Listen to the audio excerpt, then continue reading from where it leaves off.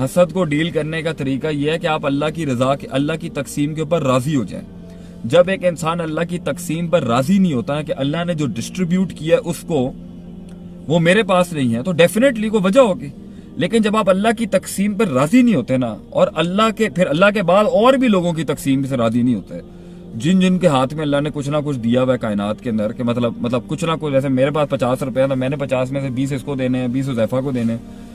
تقسیم پر رضامندی, یہ وجہ ہوتی ہے حسد کی. جب تقسیم پر انسان راضی نہیں ہوتا نا تو وہ حسد کرتا ہے اس ٹائم پہ. حسد کی 3 سٹیجز ہیں عربی کے اندر, دین کے اندر. ایک وہ ہے زوال النعمہ عن المنعم, جو ہے عن المنعم, کہ جس کو ملی ہوئی نعمت اس سے زائل ہو جائے, مجھے ملے نہ ملے. دوسری حسد یہ اس سے زائل ہو جائے اور مجھے مل جائے. اور تیسری اگر اس کے پاس ہے تو مجھے بھی مل جائے. تو اسے میرے خیال سے غبطہ کہتے ہیں نا, ہاں اسے غبطہ کہتے ہیں عربی کے اندر. ہاں کہ یہ تو جائز ہے کہ اللہ اگر اس کے پاس علم ہے تو مجھے بھی علم دے دے, اور اگر اس کے پاس مال ہے تو مجھے بھی دے دے, میں تیری راہ میں لگا لوں. لیکن یہ جو زوال النعمت والی ہے نا, کہ اس سے نعمت ختم ہو جائے, تو یہ حسد جو ہے یہ تب ہوتی ہے جب آپ تقسیم پر راضی نہیں ہوتے. اور یہی ابلیس کا مسئلہ تھا, وہ اللہ کی تقسیم پر راضی نہیں تھا, اگرچہ اس کے پاس بہت کچھ. تو اس کا علاج یہ ہے بھائی, غیر کو بجائے نا اپنا آپ دیکھنا شروع کرو کہ اللہ نے مجھے کیا دیا ہوا ہے, اللہ نے مجھے کتنا کچھ دیا ہوا ہے. میں اس کی چھوٹی سی مثال لیتا ہوں. یہ بھی برابر میں ایک فگر لگا ہوا ہے, 154 لوگ جو ہے نا اس ٹائم پر آن لائن مجھے سن رہے ہیں. میں کبھی کبھی بہت سے لوگوں کا دیکھتا ہوں کہ 500 1000 تک 1K 2K تک گیا ہوئے ہوتے ہیں, 2K آن لائن. اور بھائی جان ایک ٹائم پر نا میرے پاس یہ ایک آدمی سننے کے لیے نہیں تھا مجھے. میں اللہ کا شکر ادا کرتا ہوں کہ 144 لوگ بیٹھے ہوئے اس ٹائم پر, 150 لوگ بیٹھ کے مجھے سن رہے ہوں گے. روٹیشن میں شاید 1000 بندہ گھوم گیا ہوگا.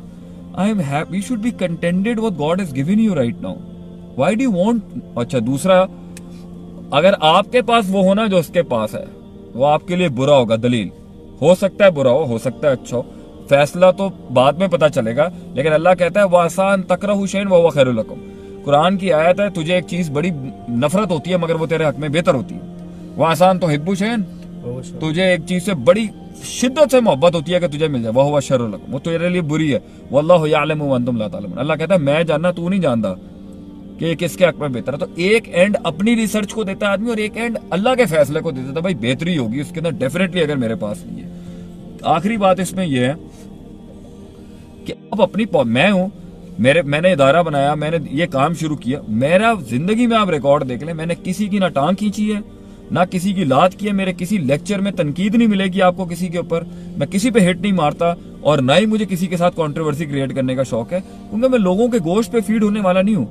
کتنے میری فیلڈ کے اندر بڑے بڑے لوگ کام کر رہے ہیں, میں خوش ہوں ان کی ترقی سے, میں چاہتا ہوں وہ ترقی کریں. میرے ساتھ پاکستان کے اندر جو بڑے اسپیکرز ہیں اس ٹائم, میں I wish them the very best right now. میرے بچے بیٹھے ہوئے قوم کے جو میری فیلڈ میں آگے آ رہے ہیں, اتنے چھوٹے ینگ ٹرینرز ہیں, کوچز ہیں, وہ مجھے اپروچ کرتے ہیں. عالم دین ہے جو مجھے approach, I wish them the very best. یار میدان اتنا بڑا پڑا ہے, ارض اللہ واسعہ, میں ایویں 2 روپے کی سوچ رکھ کے چھوٹا ہو جاؤں بیٹھ کے, تو یہ ہونا نہیں. اور بلکہ مزہ آتا ہے فیلڈ میں کوئی اسٹرانگ پٹھا کے ہارڈ ٹائم پہ. It gives you a challenge کہ یار اب میں پھر باہر نکل کے پروو کروں گا اپنے آپ کو.